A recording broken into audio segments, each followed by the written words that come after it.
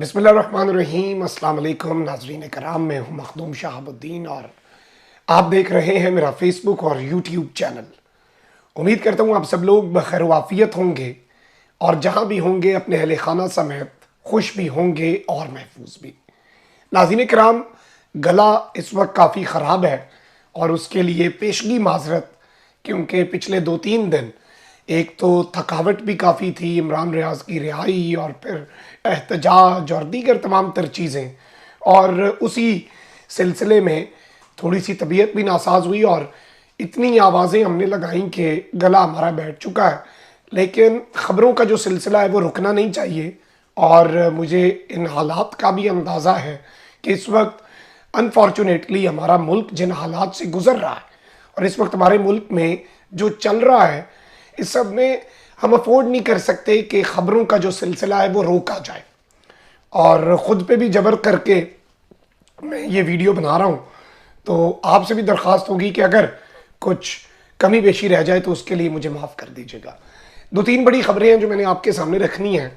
فواد چودھری صاحب کو دوبارہ گرفتار کرنے کا ایک منصوبہ بنا لیا گیا ہے، غصہ ٹھنڈا نہیں ہو رہا، جبکہ دوسری جانب شیخ رشید صاحب جو ہیں ان کی حالت بھی غیر ہو گئی ہے، اور شیخ رشید کے ساتھ کیا کچھ ہوتا رہا اور آگے چل کر کیا ہونا ہے اس حوالے سے بھی کچھ ڈیولپمنٹس ہیں۔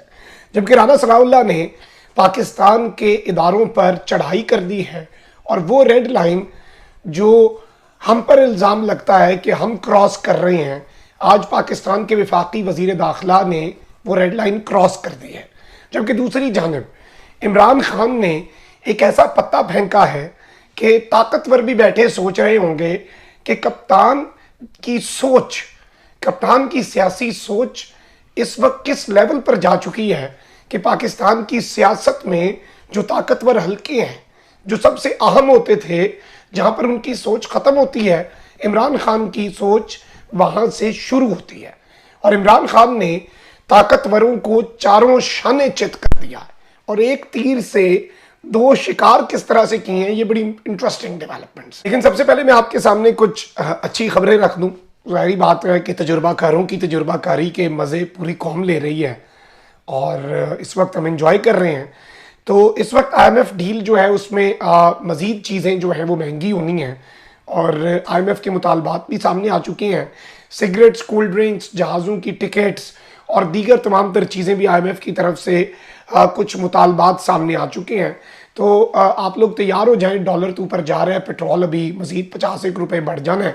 اور اس کی بعد جو ساری چیزیں ہیں آپ کی، ایون جو بریڈ آپ کے مقامی کریانہ سٹور کے تک پہنچتی ہے اور پھر آپ ادھر سے لے کے آتے ہیں، اس کی قیمت بھی، اور دودھ اور انڈے کی قیمت بھی اسی چیز سے ڈائریکٹلی پروپورشنل ہے پیٹرولیم مصنوعات کی قیمتوں سے۔ اچھا، اب اس سارے معاملے کے اندر میں آپ کو یہ بتا دوں، کچھ ڈیولپمنٹس میں آپ کے سامنے رکھ دوں۔ عوامی مسلم لیگ کے سربراہ شیخ رشید صاحب جو ہیں ان کے خلاف کچھ مقدمات جو ہیں وہ درج ہوئے ہیں، اور اس وقت ایک اور مقدمہ جو ہے وہ بیسیکلی بلوچستان میں کاٹا گیا ہے، اور توہین بلاول، یہ ایک بہت بڑا مسئلہ ہے نا، ملک کی خیر ہے، دہشت گردی کی لہر آ رہی ہے تو کیا ہو گیا؟ عالمی سطح پر جس ملک کا دل کرتا ہے وہ خارجہ محاذ پہ ہمارے منہ پہ تھپڑ مار کے آگے چلا جاتا ہے۔ لیکن چلیں، کیا ہو گیا؟ توہین بلاول تو نہیں نہ ہونی چاہیے۔ بلاول تو سابقہ جو اسٹیبلشمنٹ تھی ان کا کنٹینڈر تھا، اور وزیر اعظم کے لیے بھی، تو یہ ایک بہت بڑا جرم کر دیا ہے شیخ رشید نے۔ تو شیخ رشید کے خلاف اس وقت بیسیکلی ایک اور مقدمہ درج کر لیا گیا ہے بلوچستان کے شہر حب میں۔ یہ FIR بیسیکلی پیپلز پارٹی کے رہنما علی اصغر کی مدعیت میں درج ہوئی ہے۔ تو پہلے کراچی پولیس، اب اس سارے معاملے کے اندر پھر مری پولیس، اسلام آباد پولیس کے پاس تو پہلے ہی شیخ صاحب ہیں، تو اب کوئٹہ، مطلب آپ کوئی نیا سکرپٹ تو یہ لکھ نہیں پا رہے، اور وہی ظلم کی ریت ہے، تو یہاں سے بھی وہی رسم ہے۔ لیکن شیخ رشید صاحب نے کچھ باتیں کہی ہیں۔ شیخ رشید صاحب نے ایک تو یہ کہا ہے کہ سیاسی انتقام کے ذریعے مجھے موت کے گھاٹ اتارا جا سکتا ہے، یعنی میری جان کو بھی اس وقت خطرہ درپیش ہے۔ اس خدشے کا اظہار شیخ رشید صاحب کر چکے ہیں، اور انہوں نے کچھ اور باتیں بتائی، انہوں نے دکن تیل، اور اسی طریقے سے ابھی ہمارے بھائی عمران ریاض کو جب عدالت پیش کیا گیا تو ادھر کوئی DSP کھڑا تھا، میں نے اسے کہا، اور کچھ لوگوں نے وہ ویڈیو بھی بنائی، میں نے اسے کہا، اس کی آنکھوں میں آنکھیں ڈال کے میں نے کہا دھکا نہیں لگنا چاہیے، یہ کوئی دہشت گرد نہیں ہے، یہ محب وطن پاکستانی ہے۔ لیکن یہی ہوتا ہے، شیخ رشید صاحب، ان کی عمر اب آپ دیکھ لیں، اور اس عمر میں پولیٹیکل وکٹمائزیشن ہو رہی ہے، انہیں کرسی سے باندھے رکھا گیا اور پتہ نہیں کیا کیا کچھ ان کے ساتھ ہوتا رہا ہوگا، شریف آدمی ہیں۔ اچھا، یہاں پر اب جو فواد چودھری صاحب ہیں، ان کا گھر سیل کیا گیا، غصہ ٹھنڈا نہیں نہ ہو رہا کہ یہ آدمی ڈٹ کیوں گیا، اس کا سافٹ ویئر کیوں نہیں اپڈیٹ ہوا؟ سافٹ ویئر اپڈیٹ کرنے والوں کا اپنا سافٹ ویئر کرپٹ ہو چکا ہے، اس لیے انہیں یہ مسئلہ درپیش ہے۔ لیکن اس سب میں پاکستان تحریک انصاف کے رہنما فواد چودھری کی میڈیکل رپورٹ پولیس کو موصول ہوئی ہے۔ پولیس کے مطابق فواد چودھری کی میڈیکل رپورٹ میں یہ بات سامنے آئی ہے کہ گرفتاری کے وقت فواد چودھری نشے کی حالت میں تھے۔ پولیس نے فواد چودھری کی میڈیکل رپورٹ آنے کے بعد مزید کارروائی کرتے ہوئے مقدمہ درج کر لیا ہے، اور اس سب کے اندر فواد چودھری جو ہیں ان کی ضمانت ہوئی تھی الیکشن کمیشن والے کیس میں، لیکن اب باضابطہ طور پہ پولیس نے نشہ کرنے کا مقدمہ جو ہے وہ فواد چودھری کے اوپر درج کر لیا ہے۔ تو expect another arrest of Fawad Chaudhry and once again Fawad Chaudhry will be victimized۔ اب یہاں پر عدلیہ ہی ایک آپشن بچتا ہے، لیکن اس میں یہ سمجھتا ہوں کہ اس وقت جو چیف جسٹس ہیں انہیں اس سارے معاملے پر از خود نوٹس لینا چاہیے، اور ایوان عدل جو ہے قانون کی آنکھوں پر بندھی پٹیاں اب اتارنے کا وقت ہو چکا ہے، اور وہ جو ترازو ہاتھ میں پکڑا ہوا ہے نا، وہ ترازو اگر انصاف نہیں کرے گا تو پھر اس ترازو کا فائدہ یہ کون سوال کرے گی نا پھر آپ سے؟ تو یہ ساری چیزیں اس وقت بڑی امپورٹنٹ ہو چکی ہیں۔ اچھا، اس سب کے اندر آپ کو پتا ہے کہ جنرل باجوہ، ان کی توہین کی تھی عمران ریاض نے، تو انہیں گرفتار کر لیا گیا تھا۔ میں نے بھی جنرل باجوہ صاحب پہ بات کی، لبرٹی میں کھڑے ہو کے کھل کے، مجھے بھی تنقید کا نشانہ بنایا جا رہا ہے، لیکن جنرل باجوہ کے بارے میں مجھے ویسے پنجابی کا ایک محاورہ یاد آ گیا کہ ایک کار تے ڈین بھی چھڑ دین دی ہے، باجوہ صاحب کوئی کار نہیں چھڑیا، اور اب آپ تیار ہو جائیں، جنرل باجوہ کے خلاف یہ موجودہ حکومت جو ہے یہ آرٹیکل 6 بھی ان پہ لگائے گی، اور انہوں نے مشرف پہ بھی انہوں نے ہی لگایا تھا نا، تو یہ کر تو سکتے ہیں۔ رانا ثناءاللہ صاحب جو ہیں انہوں نے کچھ باتیں کی ہیں، اور رانا ثناءاللہ صاحب نے جنرل باجوہ کے اوپر کچھ مزید الزامات لگائے ہیں، اور انہوں نے جنرل باجوہ کے اوپر ایک پورا چارج شیٹ جو ہے وہ اس وقت رانا ثناءاللہ صاحب جو ہے ان کی طرف سے پیش کر دی گئی ہے۔ رانا ثناءاللہ صاحب نے ناظرین کرام کہا ہے کہ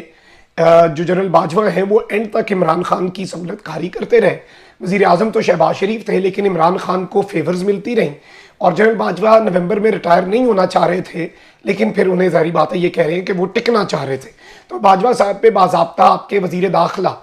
بیٹھ کر حملہ کر چکے ہیں، تو اب امید ہے ایف آئی اے، ان سے میں مخاطب ہوں ذاتی حیثیت میں بھی، آپ رانا ثناءاللہ صاحب کے انڈر ہی آتے ہیں، تو ہم نے بھی وہی کیا ہے جو آپ کے منسٹر صاحب نے کیا ہے، تو ہم نے کچھ نیا یا اچھوت چیز نہیں کی۔ اچھا، اب یہاں پر آپ کو پتا ہے ایک آل پارٹیز کانفرنس بلائی جا رہی ہے،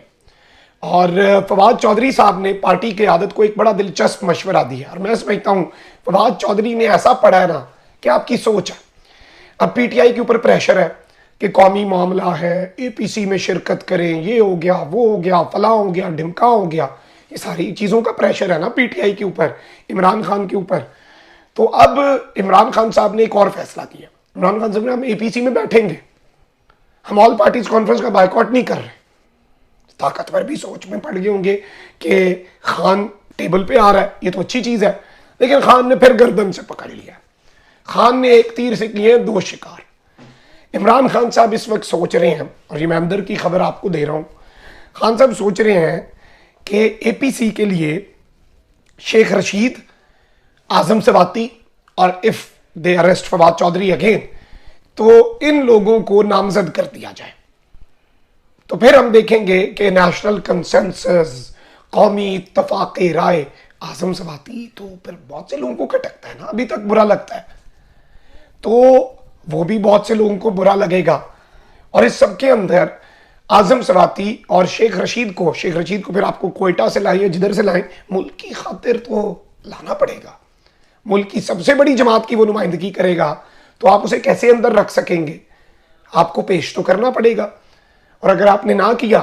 تو پھر یہ واضح ہو جائے گا کہ آپ کے لیے ملکی سلامتی قومی اتفاق رائے سے زیادہ اہم سیاسی انتقام ہے، اور یہ ایسا پھنسے ہیں اس چال کے اندر، اس جال کے اندر، بلکہ چال تو نہیں یہ جال ہے، اور یہ انہیں مزید ایکسپوز کرنے کے لیے ہے، کیونکہ اب ان کے آگے کنواں اور پیچھے کھائی ہے، اور کپتان ایسی سیاسی چال چلے گا کہ یہ سوچ میں پڑ جائیں گے کہ ان کے ساتھ ہونا کیا ہے۔ اپنا بہت خیال رکھیں۔ اللہ نگہبان پاکستان۔